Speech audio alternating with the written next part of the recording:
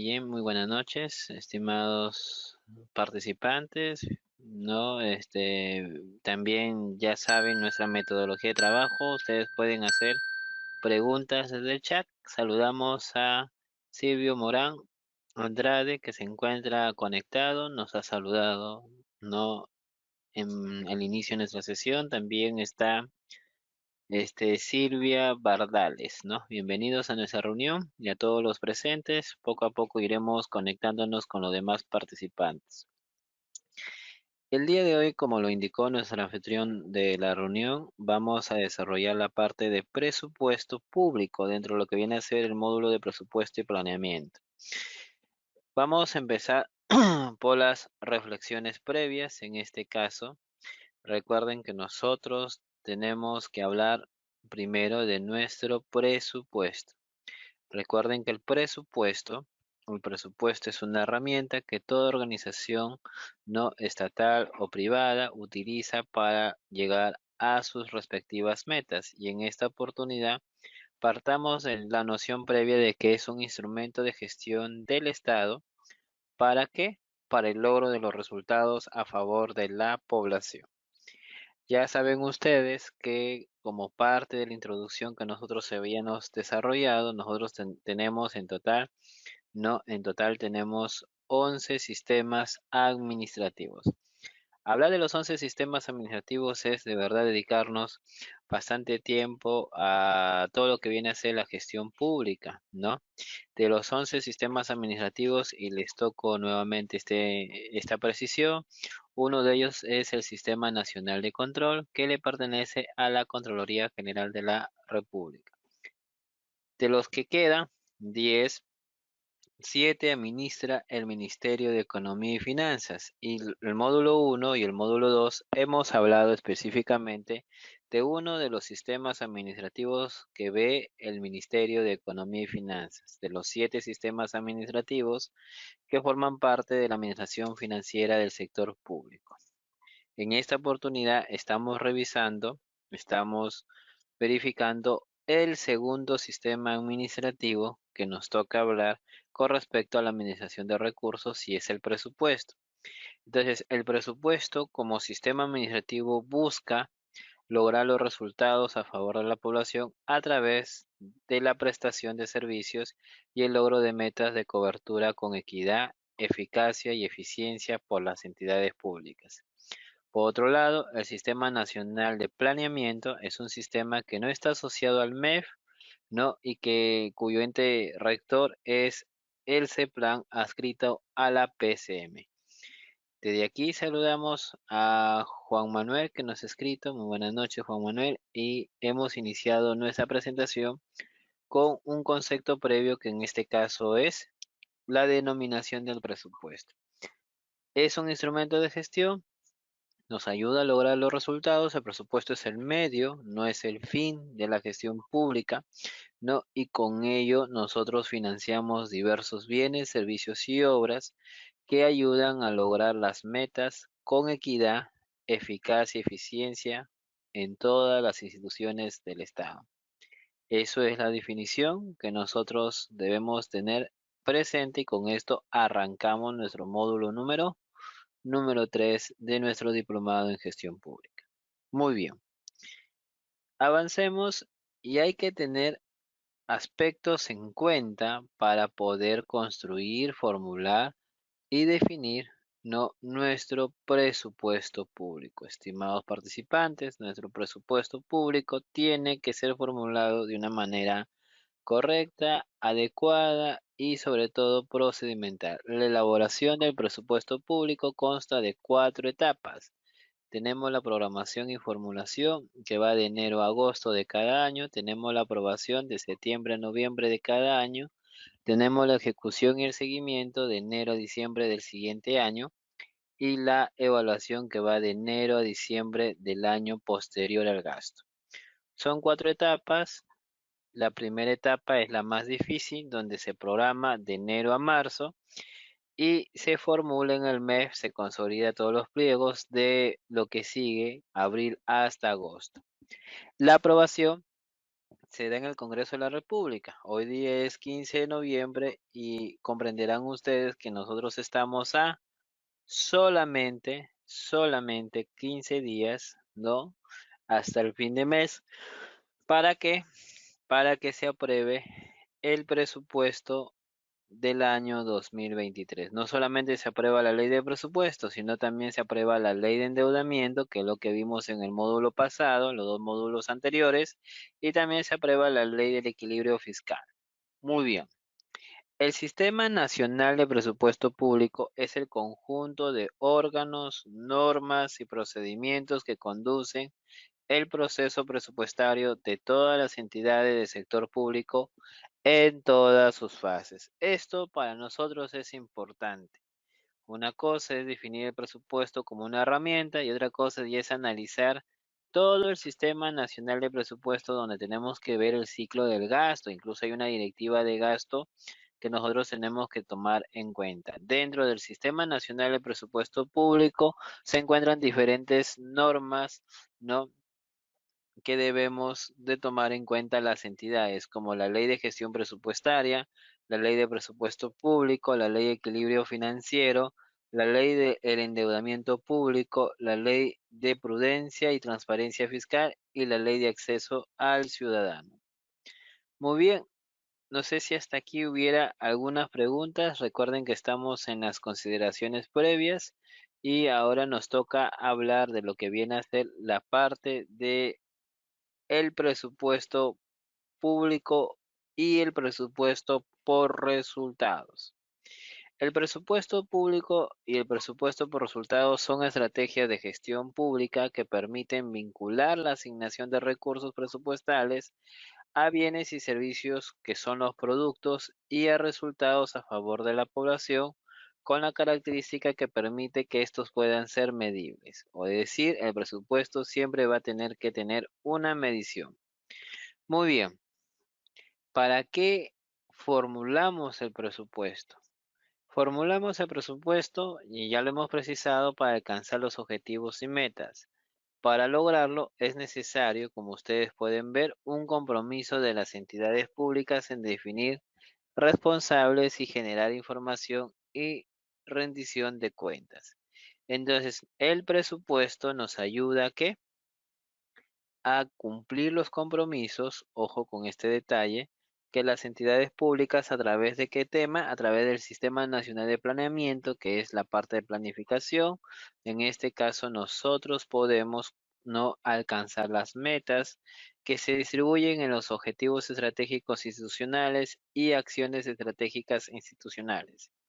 El hecho de que haya un plan estratégico institucional que responde al PCN, que responde al Plan de Desarrollo Concertado Distrital, Provincial, al Plan de Desarrollo Regional Concertado, significa para nosotros, ojo con este detalle, significa para nosotros que los planes tienen que ser financiados con el presupuesto, pero no todo el presupuesto alcanzará para cada uno de los objetivos y acciones estratégicas, ¿no?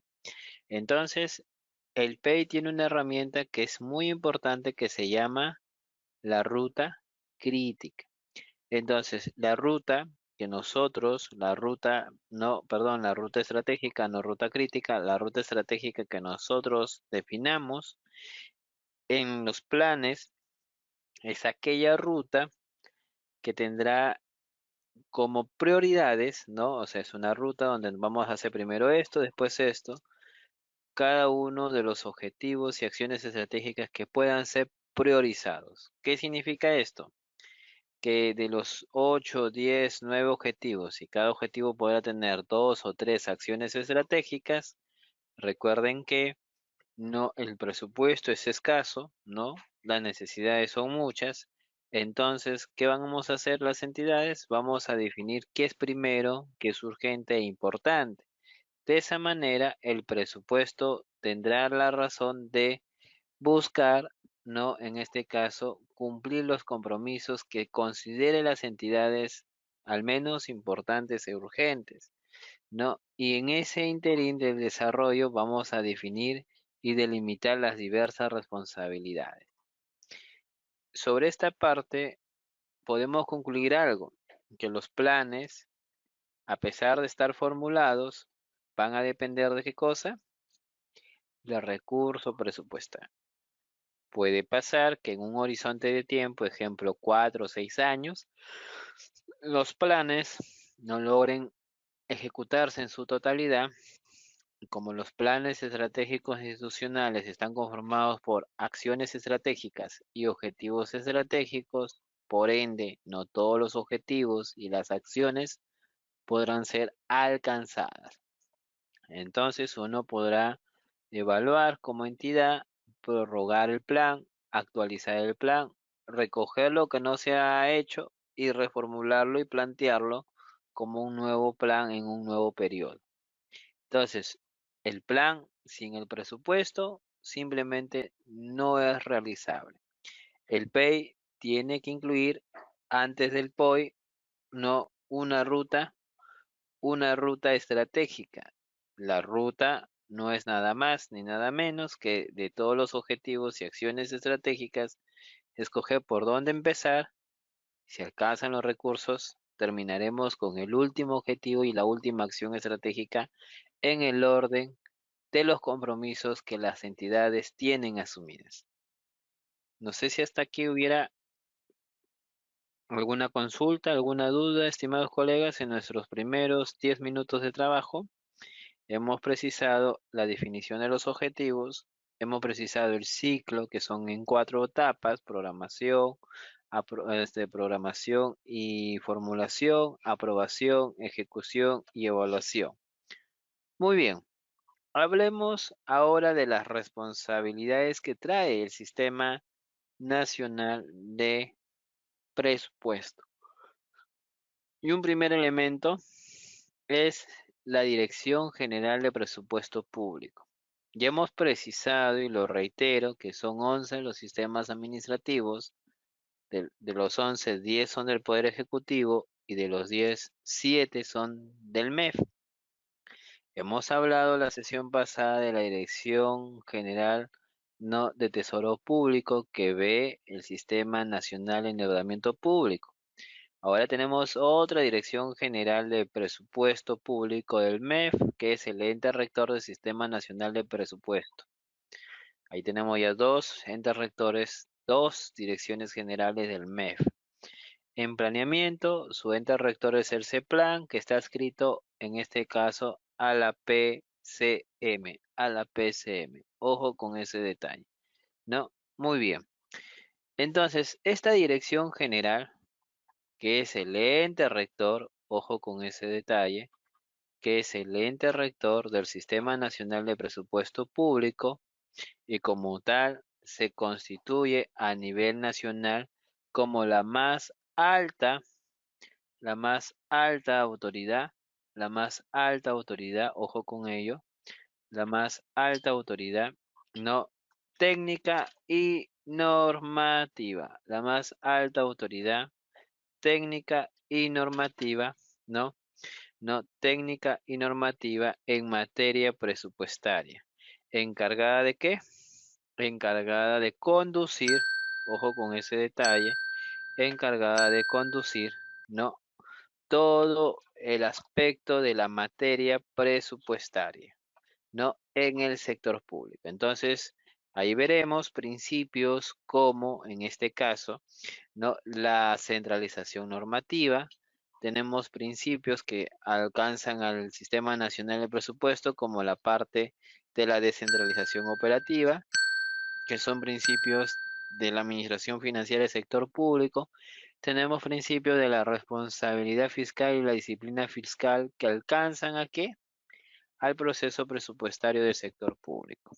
Muy bien, vamos a ver qué nos escriben los participantes. Bienvenido Alex, ¿no? A nuestra reunión. Nos está saludando Alex Rodríguez Flores. Bienvenido.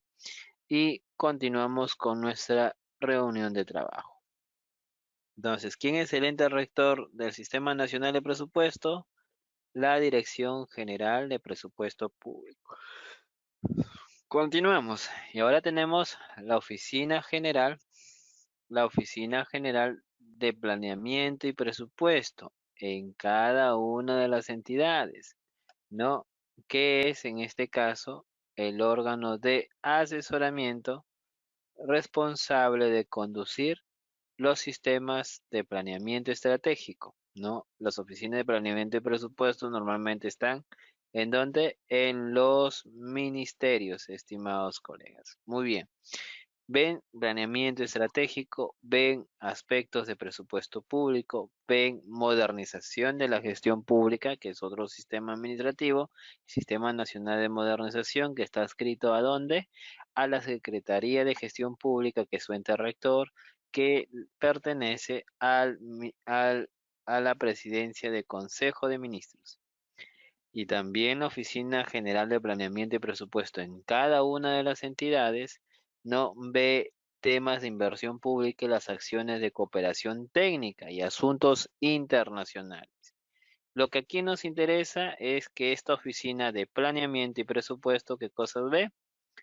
Ve aspectos de presupuesto público y también de planeamiento. Lo demás está ahí, pero nosotros nos interesa la parte de planeamiento y presupuesto. Bienvenido Rosa Juárez a nuestra reunión, ¿no? Y conforme vayan conforme avancemos, pueden ustedes hacer sus consultas en el respectivo chat.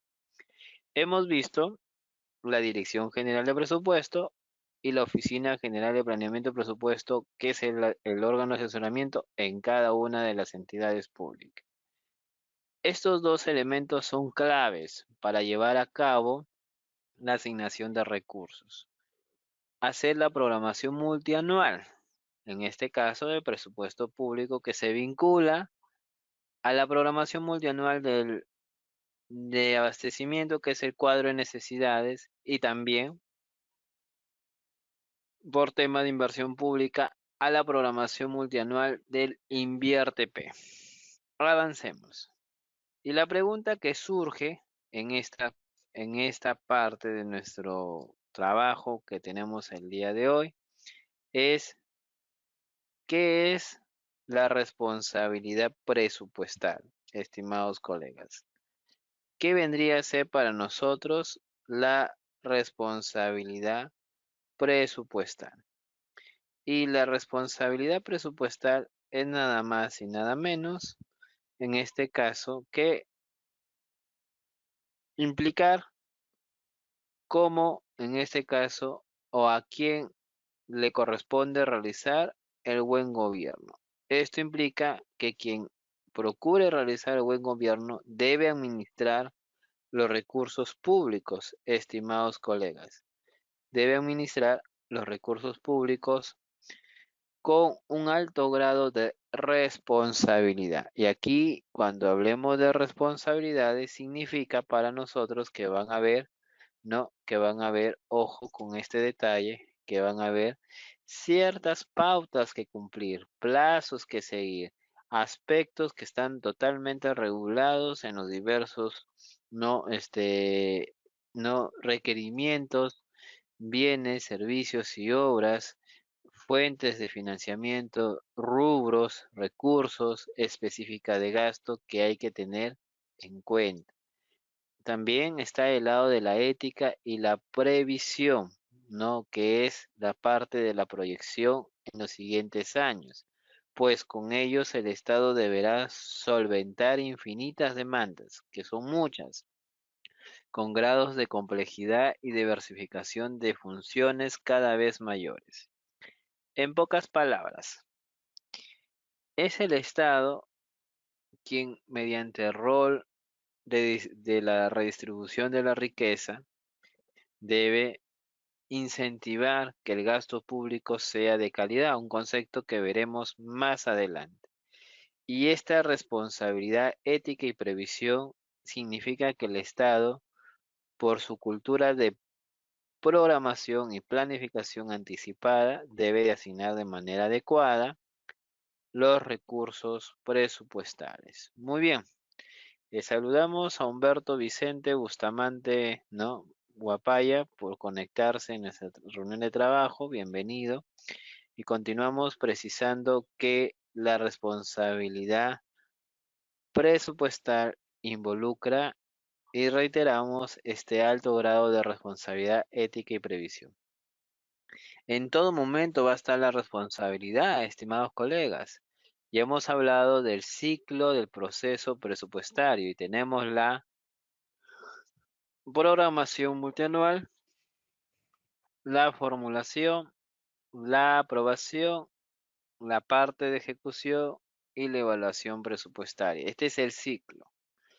La programación multianual se da un año antes del gasto, al igual que la formulación. Esto se da de enero a marzo de un año antes del gasto y se programa 3 años. Por eso le llamamos multianual, donde el primer año será lo que después en la aprobación convertiremos en el famoso presupuesto institucional de apertura, estimados colegas. Repito, el presupuesto institucional de apertura. Muy bien, entonces la programación multianual es de 3 años siguientes.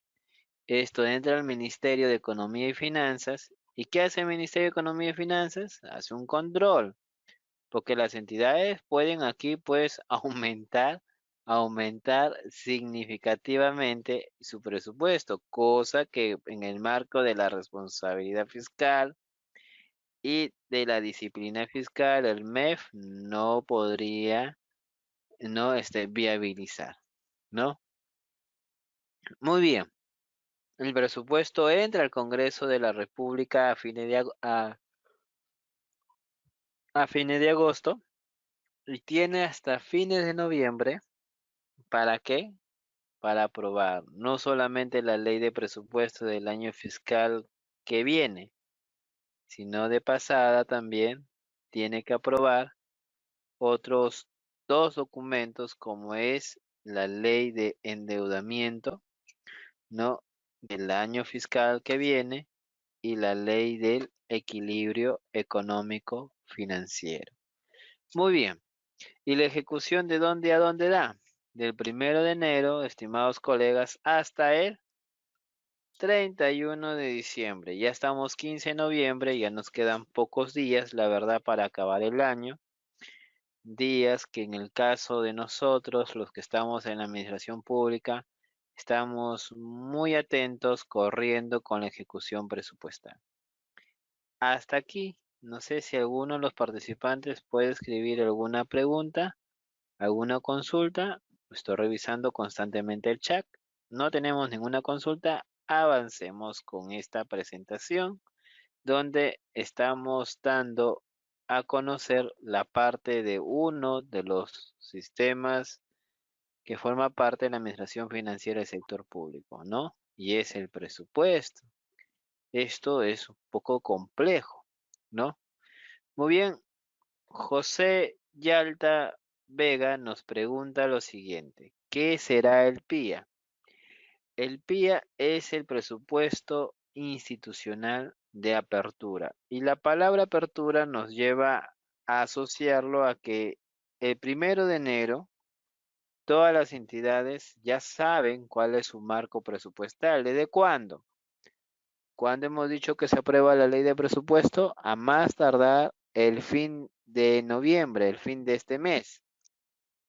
Entonces tenemos todo diciembre, estimado José, Roxana, Humberto, Alex, Sara, Silvia y todos los demás que nos están siguiendo, para que las instituciones tomen conocimiento, ¿no? ¿De qué cosa? Del marco presupuestal. El marco que fue programado de enero a marzo, fue autorizado por el MEF, formulado y remitido al Congreso. El Congreso hace un control político de presupuesto, estimado José Tocayo, y cuando sale la ley de presupuesto, todos sin excepción, debemos de revisar la ley donde están los marcos por pliego. Internamente las entidades que hacen coordinan con la Dirección General de Presupuesto Público. ¿Para qué? Para que mande los desagregados por genérica de gasto, y lo que hacen las entidades desde el mes de abril, perdón, del mes de diciembre, todo diciembre, para iniciar el ejercicio de la ejecución del 1 de enero al 31 de diciembre del año que se va a gastar, no programa distribuyen y aprueban lo que es el presupuesto institucional de apertura y lo tienen que hacer antes de iniciar el año, o sea, tienen todo diciembre para aprobar el PIA. Aprobado el PIA, tenemos 10 días hábiles para que se apruebe, ¿qué cosa? El plan anual de contrataciones del Estado, ¿no? Ustedes eso también lo saben. En el marco de la Directiva 2/2019, OSCE. Y cuando se aprueba el plan anual de contrataciones del Estado, empezamos con la parte de los procedimientos de selección, pero la ejecución empieza a nivel presupuestal, no desde que se aprueba el PAC, que es el plan anual de contrataciones, sino desde que se aprueba el PIA, desde al día siguiente de publicada la ley, posiblemente 1 de diciembre, tenemos todo diciembre para aprobar el PIA, porque es el PIA, el presupuesto institucional de apertura, que va a corresponderse con quién, que va a corresponderse con quién, con la ley del presupuesto. Y será el PIA quien nos determine, ¿no? Será el PIA quien nos determine el reajuste del cuadro de necesidades. ¿Por qué hablo ahora de reajuste? Porque en un primer momento, por ejemplo, las entidades pidieron 100 millones de soles. El mes dice, tu ejecución ha terminado mal el año pasado, pediste 110 y gastaste 80, por ejemplo. Entonces, viene el castigo o viene este ajuste que quiere el MEF, ya no te dará capaz 100 millones, te dará 90 millones. Muy bien. El Congreso le parece bien tu recurso, dice, ratifica lo del MEF y se publica en el PIA 100 millones. En el presupuesto 100 millones y con eso apruebas el PIA. No, perdón, 90 millones. Pero tú ya has pedido 100. ¿Qué tienes que hacer? Un reajuste al cuadro de necesidades y un reajuste al POI, al Plan Operativo Institucional, que es un tema que veremos el día de mañana. Entonces, si pedimos 100 y el PIA, perdón, el POI, el presupuesto y el cuadro de necesidades están sobre 100 millones de soles, cuando el MES nos otorga no 100, sino 90, ¿qué hacemos?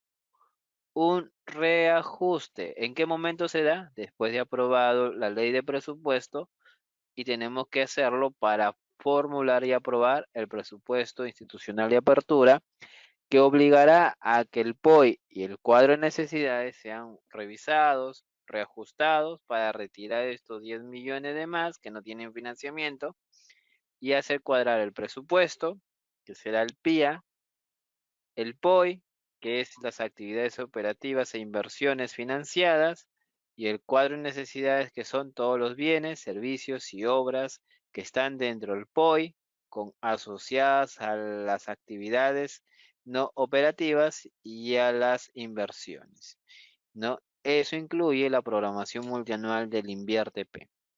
Muy bien, entonces espero que esto haya sido algo claro para José. A ver, me confirma, por favor. Muy bien. Y hay otras preguntas más. Miren cómo explicando salen más preguntas. Y Jan Ruiz Panduro, un saludo Jan, nos escribe, ¿no? Ya tenemos prácticamente 30 minutos de trabajo y nos dice lo siguiente: el presupuesto no ejecutado en el periodo fiscal es pérdida para el año siguiente. Vamos a explicar esto por fuente de financiamiento. ¿Te parece, Jan? Hay varias fuentes de financiamiento y vamos adelantando algo que se va a desarrollar en el siguiente módulo. El primer no concepto que ustedes deben internalizar es el recurso ordinario. El recurso ordinario, y lo vamos a incluir como lámina en la siguiente sesión, no está todavía acá porque aquí está la parte introductoria del módulo de presupuesto y planeamiento. No, recuerda que ya el recurso ordinario es el tesoro público, eso que está en el Banco de la Nación para asociarlo de manera más práctica. Realmente ya no podemos hablar de que el recurso ordinario sea revertido. Bueno, eso no es la jerga, ¿no? Se ha revertido. Eso no es correcto, porque para que algo revierta debe haber ingresado a la entidad. Y el marco presupuestal del recurso ordinario no es un depósito a la entidad. En cambio, ejemplo, las municipalidades cobran tributos, reciben su canon, su sobrecanon, sus fondos común. ¿Qué son esos? Son transacciones económicas, dinero efectivo, real, no mediante el sistema, como es el RO. El RO es un marco, es como tu tarjeta de crédito. Tú no puedes, bueno, sí puedes, ¿no? Pero normalmente nadie retira dinero de su tarjeta de crédito. La tarjeta de crédito es consumida, aquí no te piden reembolsarla, simplemente el MEF te dice, tú tienes 20 millones en tu tarjeta de crédito, 20 millones, acá está mi tarjetita, 20 millones. Entonces, sí, pues eso es lo que aparece en el CIAP. ¿Tienes dinero? No tienes dinero. Eso está en el sistema. ¿Quién administra eso? El Banco de la Nación, Tesoro Público. Muy bien, en las cuentas del Tesoro Público, la cuenta única de tesoro, ¿no? La CUC, como nosotros la llamamos a nivel del Sistema Nacional de Tesorería y Contabilidad. La CUC, la cuenta única de tesoro. Muy bien, José y Jan y todos los demás. Entonces, no podemos hablar de que se perdió el recurso presupuestal o queda un saldo si hablamos de recurso ordinario. ¿Por qué? Porque es el saldo 100 millones, 20 millones, 30 millones, 5 millones, lo que te corresponda como recurso ordinario según la ley de presupuesto que tú tienes que gastar. Y si gastas una parte, la otra parte nunca la llegaste a gastar, pero tampoco ingresó a la entidad. Ese dinero sale del Banco de la Nación directamente al beneficiario. ¿Quién es el beneficiario?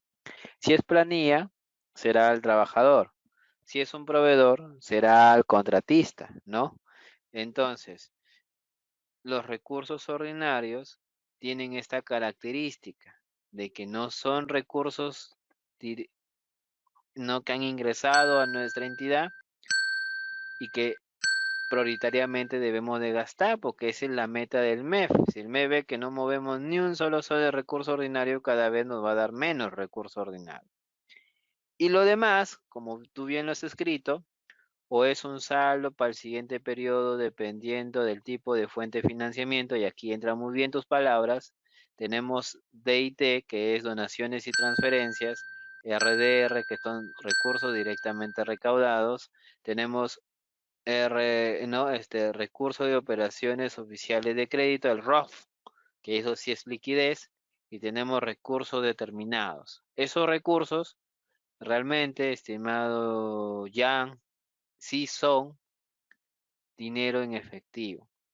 Entonces, como es dinero y no lo gastas, tu ejecución va a estar con un resultado no favorable, porque va a depender de cuánto no gastas, y eso sí se convierte en saldo de balance. ¿Qué significa el saldo de balance? No lo gastaste, tienes recursos, los recursos están en las cuentas bancarias, administradas posiblemente por el Banco de la Nación, que son cuentas de la entidad, no son cuentas de la CUC, que son cosas diferentes, ¿no? Entonces, ¿qué debemos de hacer? Incorporarlos en el nuevo marco presupuestal previa autorización del MEF para poderlo gastar. Es liquidez, pero no es presupuestal, por si acaso. Son cosas totalmente diferentes. Cuando se vuelve el saldo realmente que ha quedado en estas fuentes de financiamiento diferentes al recurso ordinario, ¿no? Cuando se consideran en ejecución, cuando se hayan incorporado. Primero, el de contabilidad, el Sistema Nacional de Contabilidad determina los saldos a través de la unidad de contabilidad, pide que se incorporen, el mes te evaluará, porque si el mes te ve que ni siquiera llegas a lo programado, ¿tú crees que te va a autorizar a incorporar más saldo de los saldos de balance? Tendrá que seguir ahí en las cuentas financieras y no te lo va a incorporar si es que no demuestras capacidad de gasto. Entonces, esa es la tarea. Y la evaluación en el POI, ¿cuál es? Trimestral. POI trimestral, que es un tema que vamos a ver también más adelante. Si la evaluación es trimestral, el primer trimestre, ¿qué tenemos que avanzar? Lo que corresponde a la priorización de gasto. Muy bien. Entonces, acá tenemos la otra pregunta de William, ya comprendimos, en este caso, si me lo permite nuevamente José, que el PIA se ve después del punto 3. Si el PIA es menos de lo programado, hacemos un reajuste a dos cosas, al POI y al cuadro de necesidades. Con ellos se actualiza y se sincroniza tres sistemas. ¿Qué sistemas? Planeamiento, presupuesto y abastecimiento. Genial. William nos pregunta, William Galesio, bienvenido a nuestra reunión. ¿Existe alguna limitación para la ejecución presupuestal en este año 2022? Si te refieres a la ley de presupuesto, de hecho, toda ley de presupuesto de cada año tiene partidas restringidas, tiene limitaciones, tiene consideraciones como por ejemplo el incremento presupuestal, ¿no? Todo eso estará detallado en la ley de presupuesto de cada año. Podríamos revisar para la siguiente sesión, te propongo esto, William, ya no mirar el 2022, ya no queda nada, la verdad. Podemos mirar el proyecto de ley del año 2023 para ver qué tipo de restricciones tiene, ¿no? Lo anoto y lo incorporo, no hay problema. Considerando que su último año de gestión y están en proceso de transferencia las nuevas autoridades. ¿Qué te puedo decir de las entidades que son gobiernos locales y regionales? Han tenido ya un proceso de aprendizaje, lo más probable sea su primer año de gobierno, ¿no? De ahí viene una especie de entrenamiento y entendimiento del sistema en la medida que no cambien de funcionarios. Si cambian, seguirán peor que los ministerios, ¿no? Y ahora se enfrentan a la transición. ¿Qué espera el MEF, aprovechando tu pregunta, William, el próximo año? Si cada 4 años renovamos autoridades, ¿tú crees que el próximo año los pronósticos del MEF son alentadores para los gobiernos regionales?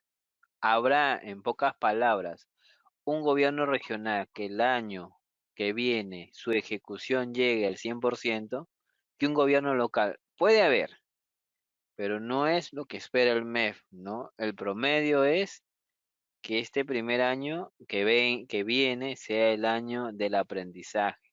Como vienen con equipo nuevo, personas nuevas, especialistas nuevos, la mayoría serán pues posiblemente el partido que ha ganado. Entonces se pierde mucho en un año de gestión nuevo. Mucho, la verdad, demasiado. José nos dice, ¿por qué demora tener presupuesto hasta marzo en las instituciones? Recuerda, José, que la ley de presupuesto fue aprobado antes y tenemos un PIA. Entonces no es correcto que afirmes que no tienen presupuesto, lo tienen. Lo que posiblemente me estés diciendo, si tratamos de desglosar un poco más, es que ellos pidieron 100 millones y le dan 50. Entonces, con lo que le han dado no les alcanza. ¿Qué tramitan? Notas, modificaciones institucionales, posiblemente. ¿Eso cuándo se da? No se va a dar en enero. Tampoco se va a dar en marzo. Posiblemente de abril, mayo en adelante. Entonces, lo real es, José, y a todos les comento que las instituciones deben de aprender a gastar lo que les asignan, pedir más recursos, seguir gastando y cerrar por lo menos en un 96-97%. Eso hará que los años siguientes el MEF los vea a ustedes como una unidad con buen nivel de gasto y les siga asignando más y más recursos. Yo no entiendo las entidades que piden más presupuesto cuando la otra cara de la moneda es, si ahorita viene una entidad, si tuviéramos en el MEF y viene, toca la puerta, quiero más presupuesto, miramos su ejecución y está en un 70%, ¿corresponde andarle o no? 70% a un mes de terminar el año, le queda 30%, ¿le darías más presupuesto? ¿Para qué? Complicado, ¿no? Posiblemente ese presupuesto llegue y se gaste, sí. ¿Y qué pasa con el 30%? ¿Por qué no prioriza de eso y asigna recursos? ¿Por qué no lo hace de esa manera? Capaz no necesite la transferencia. Entonces hay una mala programación que está acá y si hay una mala programación, hay una mala ejecución. Sabemos que hay metas presupuestales donde necesita presupuesto y hay recursos donde no debería estar, pero está y está compartido, restringido, por eso no lo puede mover. ¿De quién es el error? ¿Del MEF o de la propia entidad que no hizo bien su programación? Ahí está, creo yo, la respuesta a tu interrogante, que lo considero más un comentario, porque todas las entidades tienen presupuesto, no hay ninguna que no tenga, que no le alcance, es como en las familias, ¿no? No alcanza, ¿qué hay que hacer? Chambear más, esforzarse más, optimizar más, dejar de gastar lo que no se deba de gastar. Si eso lo hacen las familias, las empresas, el Estado, ¿por qué se da algunas concesiones? Capaz por la burocracia, ¿no? Y Ganio nos dice el presupuesto inicial de apertura, ¿qué fecha cierra? Nuevamente, Ganio, el presupuesto institucional de apertura es un concepto que se asocia al presupuesto antes de iniciar la ejecución. Basta que haya una primera modificación, puede ser el mismo día, el 1 de enero, 2 de enero, 3 de enero, en algún momento del año, ya no se llamará PIA, sino se llamará presupuesto institucional, las ingenialidades del MEF, modificado. ¿Por qué? Porque ya se modificó, ¿no? Así le llamamos, esa es la jerga. Entonces, antes de que se modifique, presupuesto institucional de apertura. A la primera modificación, presupuesto institucional modificado. Son términos que ustedes y yo debemos de conocer y comprender de una manera adecuada. Muy bien. Entonces, sigamos con la siguiente lámina mientras voy respondiendo también las preguntas del chat. Y aquí viene la parte medular, creo yo, de la programación y de la ejecución, ya que tanto en la programación como en la ejecución se determina la estructura funcional programática del pliego, que debe reflejar los objetivos institucionales. Y hablar de objetivos es hablar de qué? Es hablar de qué, estimados colegas, es hablar del POI y del PEI y del PSEN o del el Plan de Desarrollo Concertado Regional, Provincial o Distrital. Y hablar de todo ello es hablar del plan maestro, ¿no? Ojo con eso. Muy bien. Entonces, con esta forma de ver el presupuesto, nosotros tenemos una estructura funcional programática. Muchos de estos gastos van a terminar en programas presupuestales. Algunos recursos terminarán en acciones centrales y algunos recursos terminarán en APNOP, actividades que no generan, no asignación presupuestal que no generan productos. En los tres casos debemos de hablar de la cadena de gasto, que se consignan las cadenas de gasto y las respectivas fuentes de financiamiento. Muy bien. Avancemos un poquito y antes de hablar de las tres reglas de oro, que ya empezamos con fuerza el tema presupuestal, vamos a ver tics, porque creo que en 2 horas va a ser bastante complicado, estimados colegas, poder explicar cada detalle del presupuesto. Incluso hay diplomados específicos de 16 horas, no respecto al tema presupuestal. ¿Ok? Muy bien. Vamos avanzando y llego nuevamente a las preguntas, ¿no? Clay Acuña nos escribe, nos saluda, gracias Clay por seguirnos. No entendí a qué se refiere con 3 años. El MEF, para los sistemas administrativos, y espero que hayas podido también participar de los 2 módulos anteriores, habla siempre de una programación multianual. Año 1, año 2 y año 3. En endeudamiento público se programa 3 años consecutivos. En presupuesto, 3 años. En abastecimiento, el cuadro de necesidades es de 3 años. El invierte P, la programación multianual, es de 3 años. Muy bien. Entonces, a eso nosotros tenemos que comprender que la multianualidad mínimo va a ser de 3 años. Nosotros tenemos que hacer un esfuerzo. Ahorita que empiece enero a marzo, de enero a marzo, ¿qué va a pasar? Tenemos que empezar a programar lo del año 2024, 2025 y 2026. ¿Estamos ahí en ese orden, Clay? Muy bien, entonces, el que está en abastecimiento programa bienes, servicios y obra en 3 años. El que está viendo inversiones, proyectos, perfiles, expedientes, la OPMI, La Oficina de Programación Multianual de Inversión es un tema que veremos en algún momento en uno de los módulos del Invierte P. Son dos módulos, si no me equivoco, los que vamos a ver. Ahí también hablaremos de esta programación multianual que se hace los 3 primeros meses para los siguientes 3 años, donde el primer año de programación en que se convierte en el futuro presupuesto del año siguiente. Esa sería la reflexión, estimados colegas.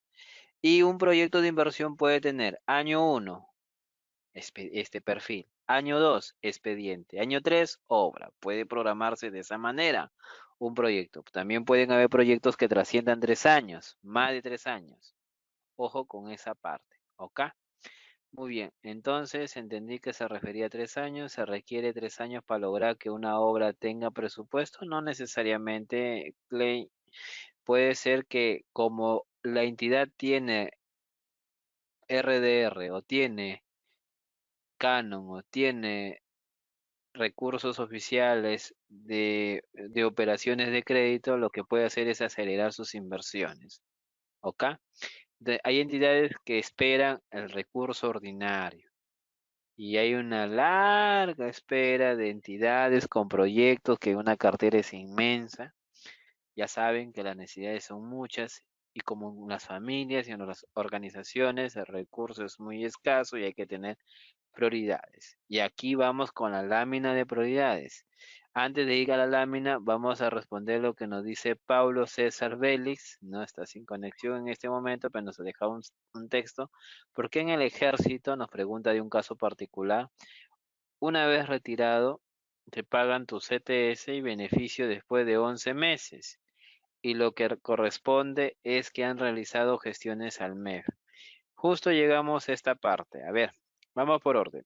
El Ejército, también la Policía Nacional del Perú, la Marina de Guerra del Perú, también está pues la Fuerza Aérea del Perú y algunas otras instituciones que tengan este tipo de estructura donde te retiran. Por ejemplo, también está el magisterio, también puede estar el tema de salud, es decir, pueden haber grupos ocupacionales que tengan esta prerrogativa de tener una liquidación. Por ejemplo, los CAS no tienen esto, ¿no? La 728 sí lo tiene.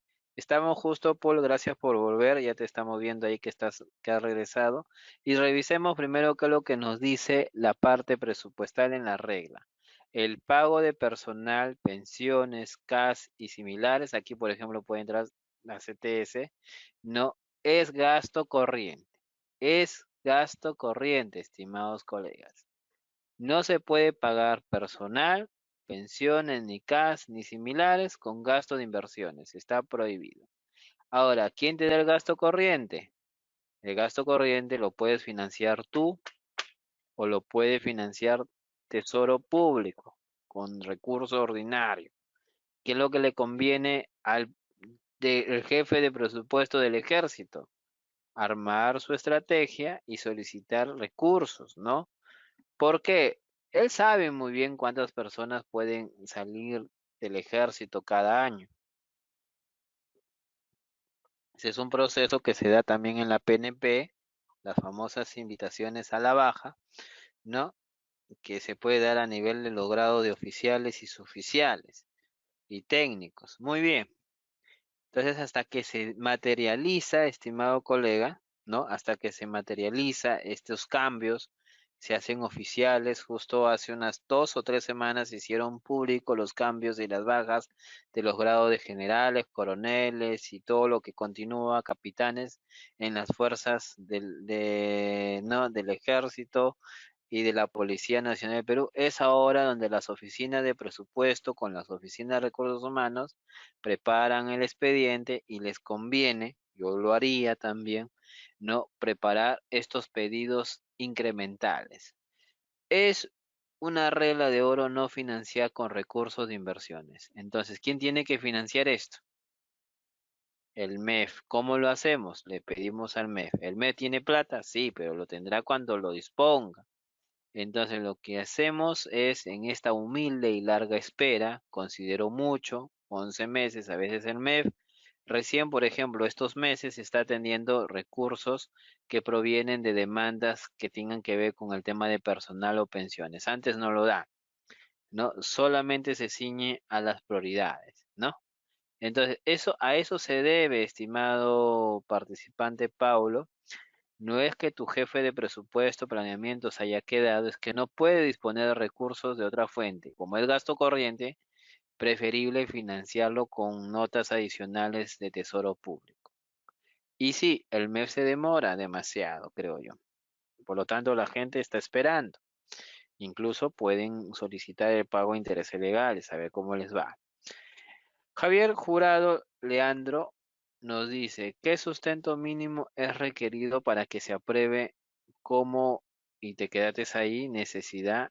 Recuerden que si vamos a formular de enero a marzo el cuadro de necesidades que va de la mano con el POI y va de la mano con el presupuesto, que es lo que nos interesa ahorita hablar, el cuadro de necesidades para ser formulado necesita ya el requerimiento, no final, el boceto de requerimiento del área usuaria, porque si va a pedir agua, mascarilla, papeles, tendrá que adjuntar algo de eso. Las especificaciones técnicas, ¿no? Si quiere servicios, los términos de referencia que seguirán siendo mejorados, por último, ¿no? En el caso de proyectos, una información resumen del proyecto que se va a ejecutar. Muy bien, y Juan Manuel Ipanaque nos pregunta sobre el PIN, que es el presupuesto institucional modificado, que el PIA, el presupuesto institucional de apertura, cuando es modificado una vez y en lo sucesivo varias veces, ya no hablamos de PIA, sino de PI, por la palabra modificado. Muy bien, Pablo nos precisa que son 610 efectivos anuales, ¿no? No sé si son los 610 que se dan de baja o son los 610 los que se evalúan, pero si son los que se dan de baja, lo que corresponde es saber de qué grado y nivel son los que son invitados a la baja para que recién empiece el jefe de recursos humanos a calcular esta CTS, ¿no? Y sobre ello tener el monto exacto. Por eso esto se convierte en una nota adicional presupuestal que al final del mes considera prudente desembolsar en algún momento. Tiene que desembolsarlo, eso sí, no sabemos cuándo. Otra de las reglas de oro son las siguientes. La segunda es los proyectos en ejecución son prioridad presupuestal. Ustedes ven por ahí una obra paralizada, la norma de presupuesto nos exige asignarle recursos. No podemos dejar que el proyecto, porque una obra normalmente está asociada a un proyecto, se detenga, ¿no?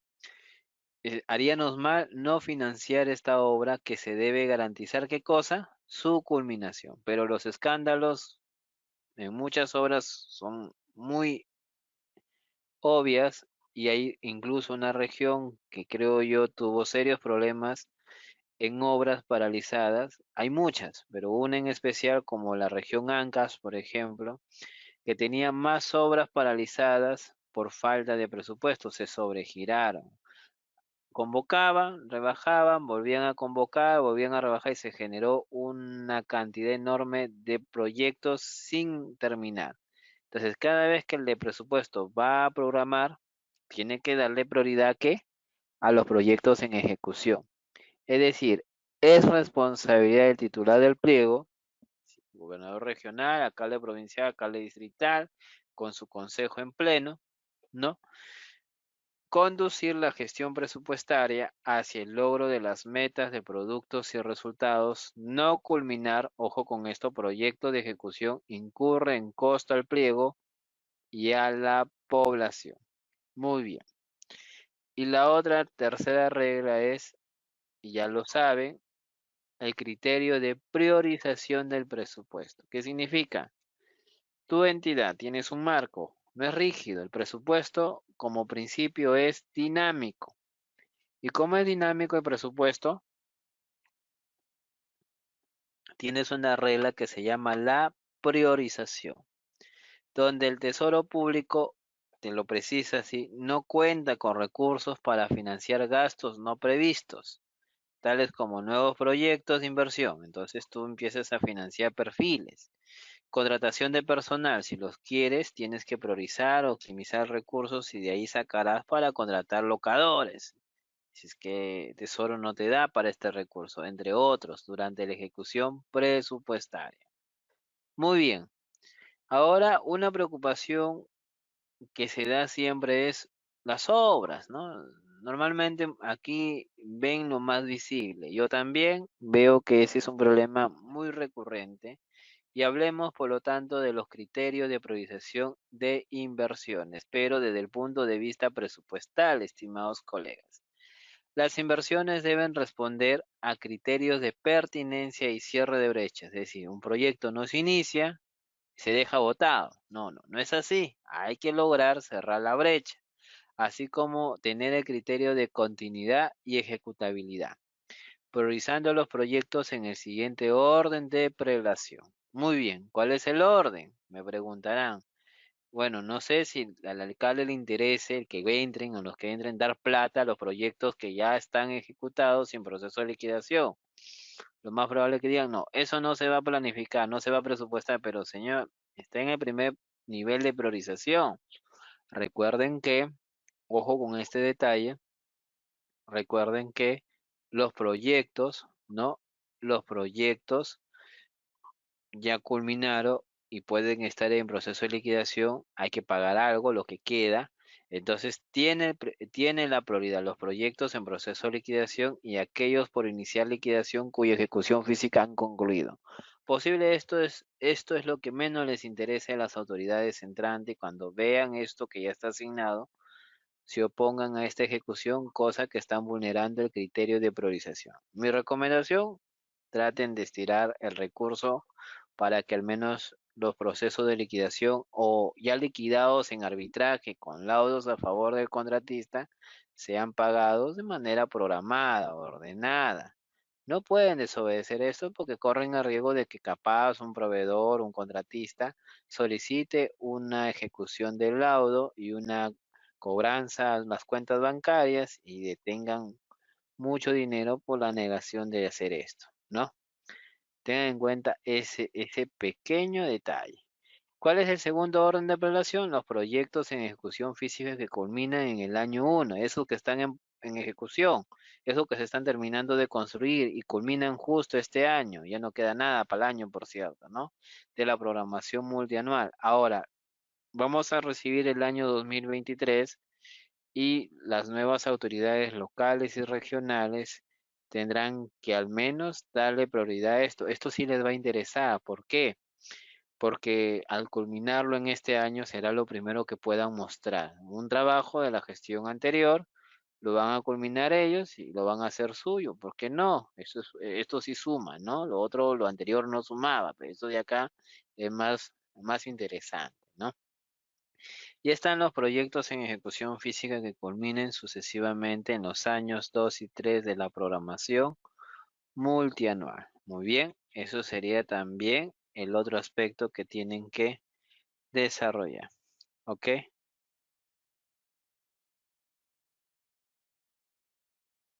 Hasta aquí vamos avanzando con respecto a los proyectos. Recuerden que ejecutas en el año, ejecutas en los años 2 y 3 de la programación multianual. Aquí hay que revisar la programación multianual del cuadro de necesidades, del POI y del Invierte P. Son tres sistemas administrativos más el tema presupuestal. Y el otro nivel de priorización son los proyectos en ejecución física cuya culminación excedan. Estos ya son proyectos pero grandes, ¿no? El periodo de programación multianual. Igual siempre hablamos en ejecución. Cuando ya haya distribuido recursos en estos niveles, ahora sí hay que pensar en los que están sin ejecución, pero posiblemente con expediente técnico, en elaboración o por iniciarse o en perfiles. Vamos a ver cómo está el orden. Proyectos sin ejecución física y que cuenten tanto con expediente técnico o documento equivalente. Es decir, aquí ya se aprobaron, hay que empezar el tema de obras. De ahí está proyectos con expediente técnico, documento equivalente en proceso de elaboración para pagar expediente y posteriormente pagar obras. Es que convocamos algo de la obra, ¿no? De ahí tenemos proyectos sin ejecución física ni financiera que cuenten con estudios de preinversión. ¿Para qué tendrías dinero aquí? ¿no? Para financiar expedientes, porque ya tienes el estudio, o con fichas técnicas o formato de registros respectivos con aprobación o viabilidad. Y lo último, recién aparece aquí, estudios de preinversión y fichas de, imagínense el poco dinero que ustedes puedan tener, no sé, 20 millones, 30 millones, la cartera es de 100 millones, y empezar a distribuir los recursos en este nivel de priorización, en este tipo de jerarquía. Complicado, pero se tiene que hacer.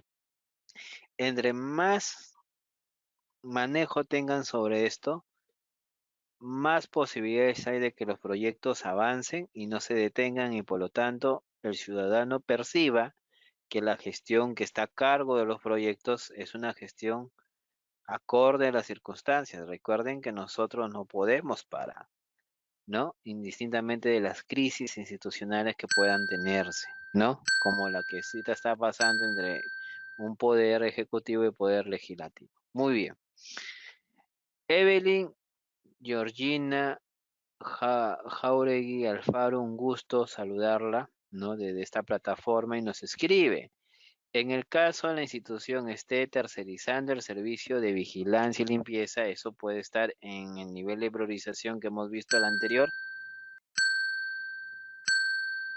Recuerden que el OCE, aprovechando el comentario de Evelyn, ha definido bases estandarizadas para la limpieza en oficinas como en establecimientos de salud y también creo de vigilancia. Muy bien, y que lo veremos en su momento en el módulo de abastecimiento. Veremos ahí la ley 30225 y algunas cosas fuera de la ley de contrataciones del Estado. Nos dice, en el caso de instituciones esté tercerizando el servicio, recuerden que las instituciones tercerizan en el marco de lo que viene a ser qué cosa, en el marco de la ley de intermediación laboral.